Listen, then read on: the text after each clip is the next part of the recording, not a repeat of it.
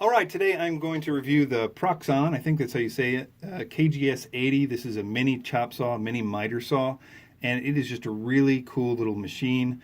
I got mine for about $238 on Amazon. I'll put a link in the description below. It's the best price I saw anywhere at the time. Anyway, this is a great little machine. The reason you would want a little mini miter saw like this is that making small cuts with a regular miter saw is a big deal. You gotta like build this whole invent things to make small cuts. You have to be pretty handy in order to build all the things that you would need to do that with a regular miter saw.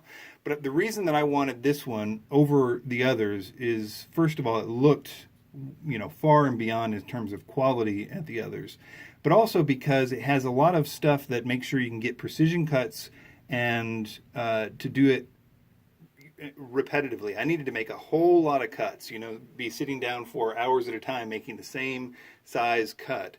And for me, I needed some kind of guide that looked sturdy enough to be able to do that. And of course I needed to make, this isn't the right size, but I needed to make pretty small cuts. I also like this one because if you do have circular stock, like I was cutting this polycarbonate rod, literally a bulletproof polycarbonate, it kind of cradles it in there. It's got a shape for a circle. I mean, obviously it can do square things as well, but also has that feature. So one of the few things I was worried about was how close could it get to the vise if you needed a really thin cut. And this can get, beyond, you can actually adjust it here with this little thing there, and you can adjust it in different ways, but you can get it right on there if you want to. As far as the guide goes, it goes in there it goes a little further than this. It's got a little bit of room, but it can get really, really close to that as well. The only negative thing I saw was operator error, because if I would keep this guide down when I made the cut, the little piece would shoot out the back.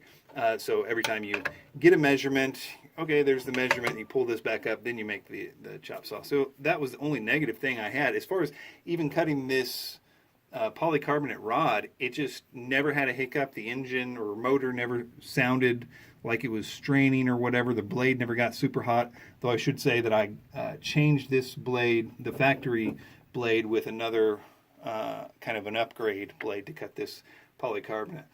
But I probably have done, let's say, a 1/4 inch at a time. These are a foot long, maybe 10 of those so far, and this thing just sounds great. Doesn't sound like it's straining at all.